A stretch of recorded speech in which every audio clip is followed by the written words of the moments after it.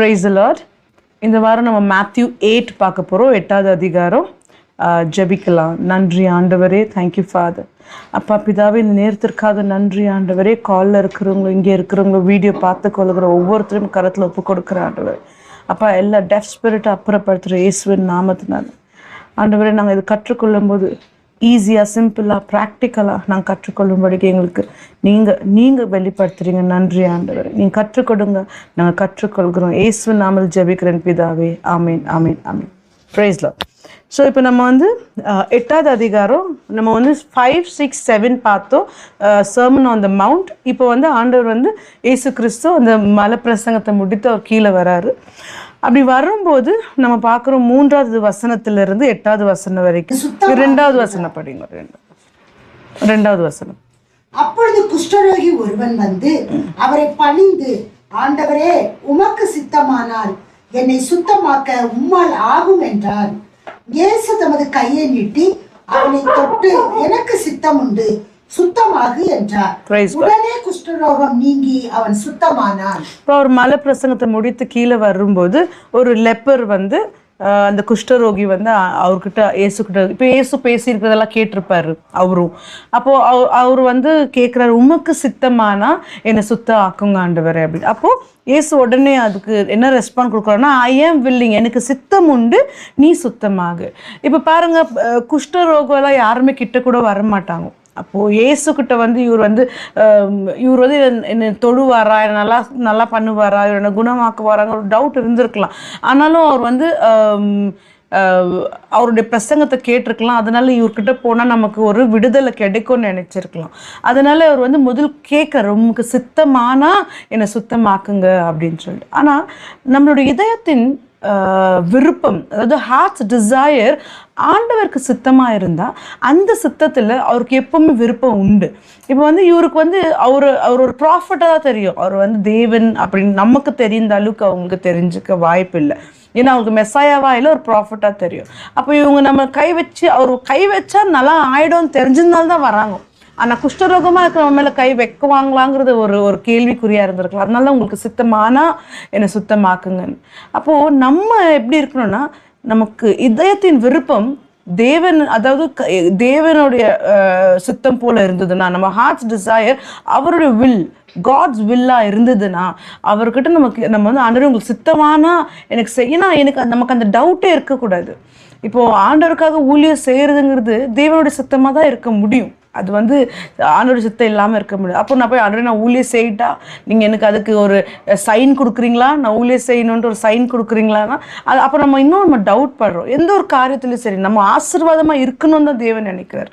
அப்போ எப்பவுமே நமக்கு என்ன தேவைகள் இருக்கோ அவரோட சித்தம் போல இருந்தால் அவர் நமக்கு செய்ய அவர் எப்பவுமே சித்தமாகவே தான் இருக்கிறார். அப்போ நம்ம தேவன்கிட்ட சித்தமானா சுத்தமாக்குங்கிறது, ஆண்டவர் உங்களுக்கு சித்தம் உண்டு, நீங்கள் எனக்கு செய்துட்டீங்க, நான் நம்புகிறேன் ஆண்டவரே அப்படின்னு நம்பிக்கை நம்ம வெளிப்படுத்தணும். Praise God. அப்போ 5வது வசனத்திலிருந்து 13வது வசனத்துல என்ன பார்க்குறோம்னா, நூற்றுக்கு தலைவன்கிற ஒரு டாப்பிக்கை பார்க்குறோம். அதாவது ஜீசஸ் இப்போ கேப்பர்நாம்குள்ள வராரு. அங்கே சென்ச்சுரியன், நூற்றுக்கு தலைவன், அதிபதி, நூற்றுக்கு அதிபதி. அப்போ இவர் என்ன பண்ணுறாருன்னா, அவர் இயேசுவை நோக்கி வராரு. அவர் சொன்னார், என்னோட வேலைக்காரர் பேரலைஸ்டாக இருக்கிறாரு, என்னோட வேலைக்காரர் பேரலைஸ்டாக இருக்கிறாரு, அதனால நீங்கள் அவரை குணப்படுத்தணும் அப்படின்னு, நீங்கள் அவரை குணப்படுத்தணும்.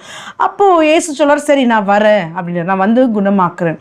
உடனே செஞ்சுரி என்ன சொல்கிறேன்னா, லார்ட், நான் ஒரு தகுதி இல்லை, எனக்கு நீங்கள் என் வீட்டுக்கு வர அளவுக்கு தகுதி இல்லை ஆண்டவர், நான் ஒரு அதிகாரியாக இருக்கிறேன், நான் வான்னு சொன்னால் வருவாங்க, போன்னு சொன்னால் போவாங்க, அது மாதிரி அந்த அதிகாரம் எனக்கு இருக்குது. அப்போது நான் எனக்கே அப்படி இருக்குதுன்னா நீங்கள் ஒரு வார்த்தை சொன்னால் என்னுடைய வேலைக்காரன் நல்லா ஆகிடுவான் அப்படின்னு சொல்லி அதை சொல்கிறார்.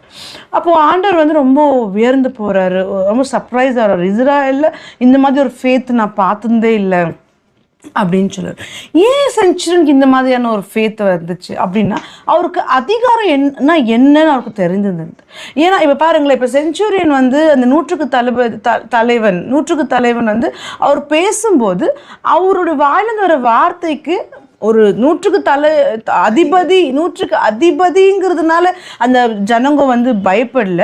பட் அந்த ராஜா கீழே இவர் வந்து அவருக்கு வேலை செய்கிறவர், ராஜாக்கு நெக்ஸ்ட் இவர் தான், ராஜா என்ன சொல்கிறாரோ அதுதான் இவர் வாயிலிருந்து வருதுன்ட்டு மனுஷங்களுக்கு தெரிஞ்சதுனால தான் அந்த 100க்கணக்கான பீப்புள் வந்து அவர் சொன்ன உடனே அதுக்கு தலை வணங்குறாங்க, அவங்க பேசுகிறாங்க. ஸோ அங்கே 100க்கு அதிபதிக்கு இல்லை அந்த மரியாதை, பட் 100க்கு அதிபதி வாயிலிருந்து வர வார்த்தைங்க ராஜா கிட்ட இருந்து வருதுங்கிறதுனால ராஜாக்கு இருக்கிற மரியாதை.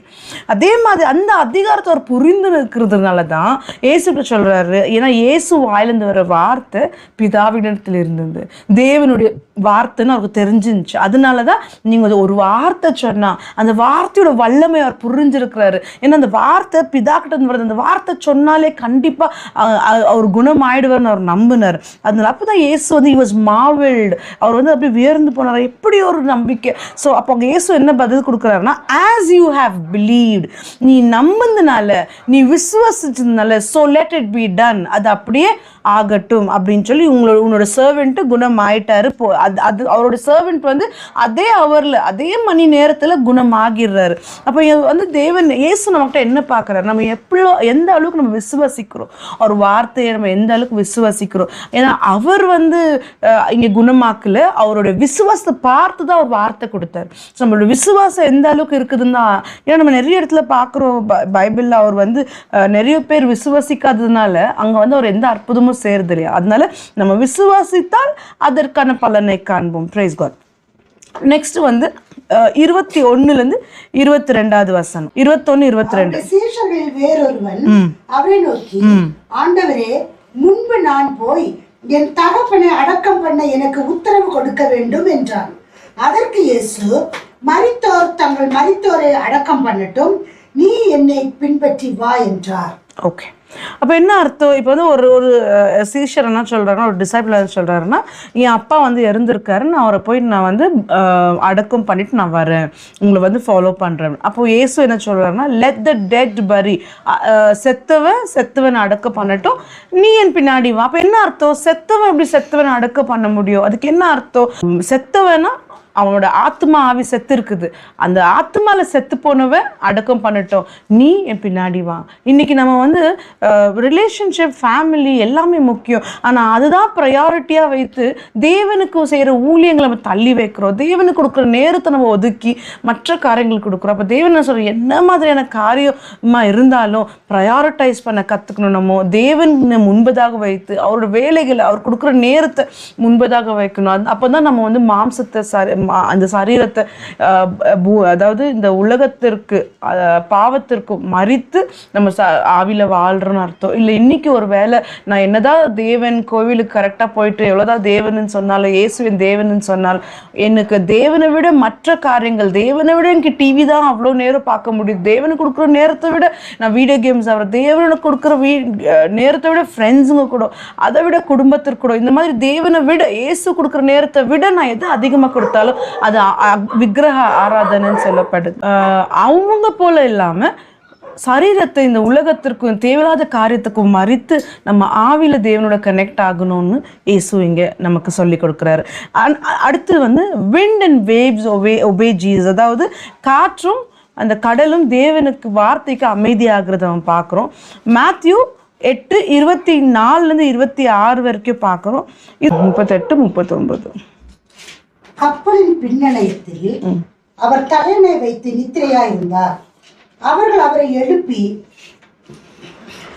போதகரே, நாங்கள் மடிந்து போகிறது உமக்கு கவலை இல்லையா என்றார்கள். அவர் எழுந்து காற்றை அதட்டி கடலை பார்த்து, இறையாதே, அமைதலாயிரு என்றார். அப்பொழுது காற்று நின்று போய் மிகுந்த அமைதல் உண்டாயிற்று. இயேசு வந்து அவர் சீஷர்களோட அது போட்டில் படுத்துன்னு இருக்கிறாரு. அப்போ வந்து தண்ணி எவ்வளோன்னா போட் ஃபில் ஆகிற அளவுக்கு அங்கே புயல் காற்று வருது, புயல் அடிக்குது. அதாவது பில்லோ மேலே படுத்துருக்கிறாரு அப்படின்னு வசனம் சொல்லப்படுது. அண்ட் அப்போது அந்த சீஷருங்க போய் எழுப்புறாங்க, நாங்கள் இங்கே அழிஞ்சு போய் இருக்கிறோமே, உங்களுக்கு தெரியலையா நீங்கள் தூங்கின்னு இருக்கிறீங்களேன்னு. அவர் எழும்பி வேறு எதுவுமே பேசுறதில்ல, வெறும் காற்றை பார்த்து இறையாதே அப்படின்றார், ஒரே வார்த்தை தான். அதில் வந்து அந்த காற்றும் அந்த கடலும் கடலை பார்த்து இறையாதேன்னு, உடனே அந்த கடல் அமைதியாகுதாங்க. பீஸ் பி ஸ்டில், அவ்வளோதான் சொல்கிறார் இங்கிலீஷில். Piece B still and the wind ceased and there was a great calm. ரொம்ப அங்கே அமைதியாயிடுச்சு அப்படின்னு. இங்கே நம்ம என்ன கற்றுக்கொள்ள போகிறோம்னா, அதாவது இயேசுவோட வந்து அவங்க எவ்வளோ பயணம் பண்ணியிருக்காங்க, எவ்வளோ மிரிக்கிள்ஸ் பார்த்துருக்குறாங்க. ஆனாலும் ஒரு ஒரு சூழ்நிலை வரும்போதெல்லாம் அவங்க என்ன செய்கிறாங்கன்னா பயந்து போகிறாங்க. அந்த இயேசு நம்ம கூட இருந்து இவ்வளோலாம் செய்திருக்கிறாரு, இதை கூட அவரால் செய்ய முடியுங்கிற நம்பிக்கை அவங்க நேரத்தில் அவங்க எழுந்து போகிறாங்க. அப்போ இயேசு அங்கே எழுந்து அவங்க அது இறையாதேன்னு சொல்லிட்டு சீஷர்களை பார்த்து ஒரு வார்த்தை சொல்கிறார். என்ன சொல்கிறாருன்னா, அவர் அவர்களை நோக்கி, ஏன் இப்படி பயப்பட்டீர்கள், ஏன் உங்களுக்கு விசுவாசம் இல்லாமல் போயிற்று என்றார். அப்போ நம்ம கூட என்ன பண்றோம்னா எப்படி ரிலேட் ஆகிறோம்னா, நம்மளும் இயேசு வார்த்தை எல்லாம் தெரியும், அவரோட தான் நம்ம நடுக்கிறோம். நம்ம வந்து எனி டைம் சர்ச்சு ப்ரேயர்ஸ் எல்லாமே இருப்போம், நம்ம வந்து நல்ல பயபக்தியாக தான் இருப்போம், இல்லைன்னு இல்லை. ஆனால் சூழ்நிலைன்னு வரும்போது பதட்டம் ஆயிடுறோம், சூழ்நிலைன்னு வரும்போது பயப்பட்டுடுறோம், பிரச்சனையை கண்டு நம்ம பயந்துடுறோம். அப்போது ஆண்டவர் கேட்குறாரு இந்த கேள்வி, why are you so fearful, எதுக்கு பயப்படுறீங்க, எங்கே போச்சு விஸ்வ, வேர் இஸ் யுவர் ஃபேத்ன்னு கேட்குறாரு ஒரு வேர்ஷனில். அப்போ என்னன்னா ஆண்டவர் என்ன சொல்கிறா பாருங்க, இயேசு கிறிஸ்து ஒரு தலையணை பில்லோ, இன்னொரு வேர்ஷனில் குஷன் இருக்குது, அது மேலே படுத்துன்னு இருக்கிறாராம். அப்போது அந்த அவரும் வந்து தூக்கமாக இருந்தாலும் கூட அவர் என்ன ஆழ்ந்த நித்திரையில் இருக்கிறார். இன்னைக்கு அவர் வந்து பிதாவின் மீது அவர் வந்து இளைப்பாறுதல் எடுத்ததுனால அவர் வந்து பீஸ்ஃபுல்லாக தூங்குறாரு. எதற்குமே அவருக்கு கவலை இல்லை, எதற்குமே பயமும் இல்லை, அவர் குஷன் மேலே அவர் வந்து பீஸ்ஃபுல்லாக தூங்குறாரு. நமக்கு என்ன ரிலேட் ஆகுதுன்னா, இயேசு கிறிஸ்துவோட வார்த்தை தான் நமக்கு குஷன், நம்மளுடைய தலையணை, நம்மளுடைய பில்லோ. அதுக்கு மேலே நம்ம ரெஸ்ட் எடுக்கும்போது சூழ்நிலை அந்த மாதிரி கடலில் முங்கி போகிற அளவுக்கு நமக்கு பிரச்சனைகள் இருந்தாலும் நம்ம வந்து பீஸ் சமாதானமாக இருக்க முடியும்னா நம்ம முழுசாக அவருடைய வார்த்தையில் இளைப்பாறுதல் எடுத்துக்கொண்டு இருக்கிறோம், ரெஸ்ட் எடுத்துக்கிறோன்னு அர்த்தம்.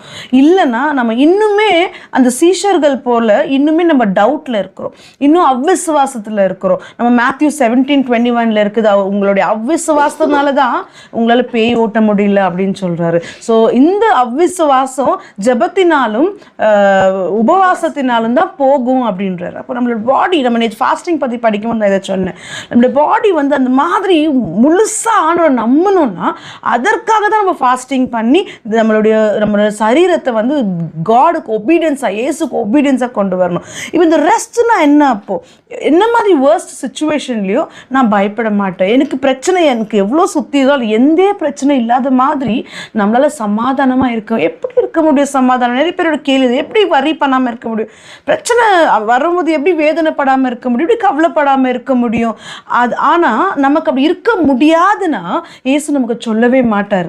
நம்மளுடைய எபிலிட்டி என்னன்னு தேவனுக்கு தெரியும், நம்மளோட ஸ்ட்ரென்த் என்னன்னு அவருக்கு தெரியும், அவர் தெரிஞ்சுதான் சொல்றாரு. அப்போ நம்ம சுயத்தில் கவலைப்படாமல் இருக்க முடியாது. ஆனால் நம்ம இயேசுவை சார்ந்து இருக்கும்போது, அவர் வசனத்தில் சார்ந்து இருக்கும்போது கண்டிப்பாக நம்மளால சமாதானமாக சந்தோஷமாக வரி பண்ணாமல் இருக்க முடியும்.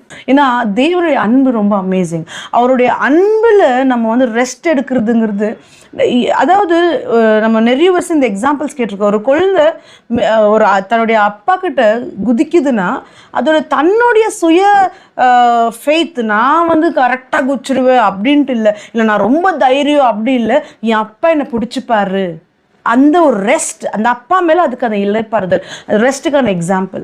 ஸோ என் அப்பா பிடிச்சிப்பாருன்னு சொல்லிட்டு அந்த குழந்தை குதிக்குது மேலே தவிர அது மேலே நம்பிக்கை இல்லை. ஸோ அந்த ரெஸ்ட், ஒரு அப்பா மேலே அந்த புள்ளை எப்படி ரெஸ்ட் எடுக்கிறாளோ அந்த மாதிரி நம்ம தேவனுடைய வார்த்தையில் ஆண்டவர் செஞ்சிடறேன்னு சொன்னார்னா அவர் செஞ்சிருவார். அதாவது பறவைகளுக்கோ புஷ்பங்களுக்கோ ஆண்டவர் வந்து அழகான டீட்டெயில்ஸ் கொடுக்குறாரு. அதில் அந்த அந்த ஸ்பேரோ வந்து அதுக்கு விலையே இல்லை, அது ரொம்ப சீப் காஸ்ட். அந்த மாதிரியான ஸ்பேரோக்கே அவர் சொல்கிறாரு, நான் அந்த மாதிரி ஸ்பேரோவே நான் விடுறதில்லை, நான் வந்து போஷிக்கிறேன், நீ எவ்வளோ ப்ரெஷியஸ் எனக்கு, நான் உன்னை விட்டுடுவேனா, நாளைய குறித்து கவலைப்படாது அப்படின்றார். அப்போது அவர் சொல்லிட்டாரா அது கண்டிப்பாக செய்வாருன்னு நம்மளால் அந்த எக்ஸ்ட்ரீமுக்கு நம்ப முடியும்னா, அவர் சொல்லிட்டாருன்னா நாளைக்கு நான் இந்த இந்த இந்த கமிட்மெண்ட்டை மீட் பண்ணும், பட் நான் அதுக்காக லாஸ்ட் மினிட் வரைக்கும் நான் கவலைப்பட போகிறதில்ல. அவர் அதாவது நம்ம பார்க்குறோம் ஷாத்ராக் மேஷாக் எபினேகோ 3 பேர் நம்ம பார்க்குறோம் ஃப்ரெண்ட்ஸ் டேனியல் புத்தகத்தில். அதாவது தேவன் என்னை வந்து காப்பாற்றினாலும் சரி, என்னை காப்பாற்றலனாலும் சரி, ப்ரைஸ் த லார்ட் அப்படின்றாங்க. அப்போது எனக்கு என்ன கொடுக்குறாரோ இல்லையோ Praise the Lord. நான் அவரை தான் நம்பி இருப்பேன், நான் முறுமுறுக்க மாட்டேன், நான் சந்தோஷமா இருப்பேன், சூழ்நிலைக்கு மத்தியில் மகிழ்ச்சியா இருப்பேன் அப்படின்னு நினைக்கும் போது இந்த மாதிரி தண்ணியில மூழ்கிற அளவுக்கு இருந்தாலும் நம்ம குஷன்ல அவர் படுத்துக்கிற மாதிரி தான் நமக்கும் அந்த ஃபீல் இருக்கும். கண்டிப்பா நம்ம நிம்மதியா தூங்குவோம், நல்லா சாப்பிடுவோம், எந்த பிரச்சனையும் நமக்கு கவலை இருக்காது. ஏன்னா நமக்கு தெரியும் நம்ம அப்பா பார்த்துப்பாரு, அவர் நம்மளை காட் பண்றாரு. அந்த நேரம் அந்தந்த நேரத்துக்கு என்ன வேணுமோ அவருக்கு கொடுக்க தெரியும். அதான் நேற்று வசனத்தை பார்த்தோம், how much good gifts will I give you if you ask இருக்குது. எவ்வளோ நல்ல கிஃப்ட்ஸ் நான் உங்களுக்கு கொடுக்குவேன், ஏன்னா நீ அவ்வளோ பொக்கிஷம். அதாவது உலகத்தில் இருக்கிற தீமையை நினைக்கிற தீமையான சிந்தனையில் இருக்கிற அப்பாவே தன்னுடைய பிள்ளைய பார்த்துக்குவாங்கன்னா நான் எவ்வளவா அவங்களை நேசிக்கிறேன், எவ்வளோ நான் ஹோலி, நான் பார்த்துக்க மாட்டேன்னா. அப்போ அந்த மாதிரி ரெஸ்ட் நம்மளால் எடுக்க முடியும்னா அப்போ கண்டிப்பாக ஸ்டார்ம் கைண்ட் ஆஃப் ப்ராப்ளம் என்னவா இருந்தாலும் நம்ம அந்த நேரத்தில் சமாதானமாக இருப்போம். Price God. நம்ம ரெஸ்ட் படிக்கும்போது இன்னும் நம்ம வந்து ஹீப்ரூஸ்க்கெல்லாம் வரும்போது நம்ம வந்து இலைப்பாறுதல் கம்ப்ளீட்டாக படிக்கலாம். அது நான் அப்போ கற்றுக் கொடுக்குறேன். மேத்யூ சாப்டர் 8 வர்சஸ் 28லேருந்து 34 என்ன இருக்குன்னா, 2 டெமன் போசஸ்டு மென், அதாவது பேய் பிடிச்சவங்க, 2 மாதிரியான பேய் பிடிச்ச அந்த ஒரு மனுஷனை தேவன் வந்து சுகமாக்குறாருன்னு இருக்குது. அப்போது அங்கே என்ன நம்ம பார்க்குறோன்னா, இதில் வந்து ஜஸ்ட் பேய் பிடிச்சவங்க இருக்கிறவங்க இயேசுவே எங்களுக்கு இன்னும் டைம் வரலையே, நீங்கள் ஏன் வந்தீங்கன்னு கேட்கும்போது அவர் வந்து வெறும் வார்த்தை, அதாவது ஒரு வார்த்தை தான் பேசுகிறார். என்னக்கா நம்ம மேத்யூ புக்கில் பார்த்தோன்னா போ அவ்வளோதான் சொல்கிறார் அவர். நம்ம அதே வசனத்தை மார்க்கில் பார்த்தோன்னா come out of this man you impure spirit, இவ்வளோதான் சொல்கிறார், வேற ஜாஸ்தி பேசுறதில்ல. அதே வசனத்தை நம்ம லூக்கில் பார்த்தோன்னா அன்கிளீன் ஸ்பிரிட் கம் அவுட், இவ்வளோதான் பேசுகிறார், வேற பேசுறதில்ல. அது சொன்ன உடனே அந்த பேய் ஓடி வெளியில் போயிடுது. அப்போது இதில் நம்ம என்ன கற்றுக்குறோன்னா, நம்ம வந்து இன்னைக்கு கதறி அழுந்தோ கத்தி ஒரு பெரிய சவுண்டு போட்டு நம்ம எதுவுமே செய்யணும்னு அவசியம் இல்லை. நம்ம நிறைய காரியத்தில் இயேசு பேசுகிறத நம்ம கற்றுக்கலாம். ஏன்னா அவர் சாயல் நம்ம வாழ்கிறோம், அவர் என்ன செய்கிறோம் அதை நம்ம இமிட்டேட் பண்ணணும். இந்த உலகம் என்ன செய்யுது, இந்த மனுஷங்க என்ன செய்கிறாங்க அதை நம்ம இமிட்டேட் பண்ணக்கூடாது. இயேசு எல்லா இடத்துலையும் பார்த்தீங்கன்னா ஜஸ்ட் ஒரு வார்த்தையிலேயே எல்லாத்தையுமே முடிச்சிடுவார். அப்போ அவர் சாயில் இருக்கிற நமக்கு அந்த ஒரு வார்த்தையில் நம்ம வந்து அந்த விசுவாசத்தை நமக்கு எவ்வளோ விசுவாசம் இருக்கணும்னா அந்த ஒரு வார்த்தை பேசினா அங்கே நடுக்கணும். அந்த விசுவாசம் ஆண்டவர் எதிர்பார்க்குறாரு. இப்போ நம்ம பார்க்குறோம் இங்கே இந்த 8வது அதிகாரத்தில் 13வது வசனத்தில் பார்த்தீங்கன்னா அவர் வந்து அந்த 100க்கு அதிபதி கிட்ட சொல்கிறார், நீ நம்புன, அதனால் லெட் இட் பி டன், அது அப்படியே ஆகட்டும், இவ்வளோதான் சொல்கிறார். அங்கே அந்த பேரலைஸ் பர்சன் நல்லாயிறாரு, அந்த சர்வெண்ட் நல்லாயிறாரு.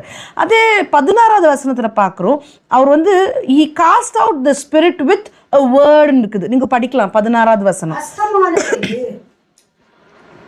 பிசாசு பிடித்திருந்த அநேகரை அவரிடத்தில் கொண்டு வந்தார்கள். அவர் அந்த ஆவிகளை தமது வார்த்தையினாலே துரத்தி, praise God, தமது வார்த்தையினால, வேற எதுவுமே இல்லை, ஜஸ்ட் ஒரு வேர்டு, அவர் ஒரு வார்த்தை. அப்போ இதில் என்ன தெரியுது, இதே 26ல் பார்த்தீங்கன்னா அவர் வந்து அந்த புயல் காத்துட்ட பேசுகிறாரு. என்னன்ட்டு, காற்றே கடலே இறையாதே, அவ்வளோதான், பீ ஸ்டில், அவ்வளோதான், வேற எதுவும் இல்லை, அங்கே அமைதி ஆயிடுது. அப்போ நம்ம என்ன இதுலேருந்து கற்றுக்கணும்னா, சூழ்நிலை அதாவது இருக்கும்போது இவ்வளோ வார்த்தை பேசுனா நம்ம வெளியே அங்கே ஒரு விடுதலை கிடைக்கணும். அந்த அளவுக்கு கர்த்தருடைய வார்த்தை மேல் நம்ம நம்பிக்கை வைக்கணும். அந்த வார்த்தையில் வல்லமை இருக்குது நம்ம புரிஞ்சுக்கணும். அப்போ 32வது வசனத்தை பார்த்தீங்கன்னா come out you impure spirit, அசுத்த ஆவியை வெளியில வா, இவ்வளோதான் அவர் கூப்பிடுறாரு. ஜஸ்ட் ஒன் வேர்ட், இது கூப்பிட்ட உடனே இல்லை. ஸோ இப்போ இதில் நம்ம என்ன கற்றுக்குறோம், இந்த 8வது அதிகாரத்தில் நம்ம நிறைய காரியம் பார்த்தோம். இதில் என்ன கற்றுக்குறோன்னா, நீ நம்புனா, நீ விசுவசித்தனா அவர் வார்த்தையை, நானுமே நீங்களுமே விசுவசித்தோன்னா அவருடைய வார்த்தையை அங்கே விடுதலை உண்டு. அப்போது நம்ம என்ன பண்ணணும்னா, அந்த வார்த்தைக்கு ஒரு வல்லமை இருக்குது. நம்ம வந்து எப்படி மேற்கொள்ள முடியும் எல்லா காரியங்களையும், ஜஸ்ட் அவருடைய வார்த்தையை வைத்து. தேவன் ஒரு வார்த்தை பேசினார். அப்போ அவர் என்ன கேட்கிறாரு, அந்த 100க்கு அதிபதி ஒரு வார்த்தை சொல்லுங்க. அப்போ இன்னைக்கு வார்த்தையில தான் வல்லமை இருக்குது. அப்போ சூழ்நிலை என்னவா இருந்தாலும், ஸ்டார்ம் போல உங்களுக்கு பிரச்சனை எழும்பி வர மாதிரி இருந்தா, புயல் போல வருதுன்னா பிரச்சனையே இறையாதே, அவ்வளோதான். அது சொல்லி நெக்ஸ்ட் மினிட் நம்ம என்ன செய்யறோம், உண்மையா விசுவசிக்கிறோமா இல்லைங்க, இறையாதேன்னு சொல்லிட்டு இங்க என்ன பண்றது தெரியலையே, ஆண்டவரே ஹெல்ப் பண்ணுங்கன்னு கேட்குறோமா. அப்போ எந்த மாதிரி நம்ம ட்ரீட் பண்றோம் அந்த பிரச்சனையை. அதாவது தேவன் சொல்றாரு, இந்த உலகத்தில் இருக்கிற காரியங்களுக்கு காட்டிலும் நமக்குள் இருப்பவர் பெரியவர், வார்த்தை பெரியது. அப்போ இயேசுதான் வார்த்தை, அந்த வார்த்தை தான் இயேசுவா இந்த உலகத்துக்கு மாம்சமாய் வந்தார். அந்த மாம்சம் நமக்கு எல்லாத்தையும் கற்றுக் கொடுத்திருக்கார். அப்போ அந்த வார்த்தையை வைத்து நீங்க ஒவ்வொரு காரியத்தை பேசும்போது நம்ம அதிகமா கதறி அழுந்து அதிக நேரத்துல ஒரு பிரச்சனையை பேசணும் அவசியம் இல்லை. ஆனா கர்த்தருடைய வார்த்தைக்கு நீங்க எவ்வளவு மணி நேரம் கொடுத்தாலும் அங்க வல்லமை உண்டு. தேவன் வார்த்தையில நம்மகிட்ட பேசுவார். அதன்படி நம்ம அவரு நமக்கு அந்த டிசர்னிங் ஸ்பிரிட் கொடுக்குறாரு. அப்போ நம்ம அதை அவரோட வார்த்தையின்படி நடக்கும்போது, அவர் வார்த்தையை தியானித்து அதன்படி நடக்கும்போது நம்ம எதுக்குமே எஃபர்ட் போட்டு ஒரு ஆசீர்வாதத்தை கையில் எடுக்கணும் அவசியம் இல்லை. நம்ம எஃபர்ட் கர்த்தருடைய வார்த்தையில போடும்போது எல்லா காரியங்களையும் நம்ம வாழ்க்கையில ஆசீர்வாதமான காரியங்கள் நடக்கிறது நம்ம கண்ணில் பார்க்கலாம். அப்போ வார்த்தை உள்ளு போகும்போது அது பெனட்ரேட் ஆகும். அது பெனட்ரேட் ஆகும்போது ஈப்ரூ 4:12 படிச்சிடலாம். கர்த்தருடைய வார்த்தை நமக்குள்ள போகும்போது எல்லா விதமான தாட்ஸையும் அது குத்தி கிழிச்சு அதை அப்புறப்படுத்தி எது வேணுமோ அதை எடுக்கிற அளவுக்கு பவர் இருக்குது.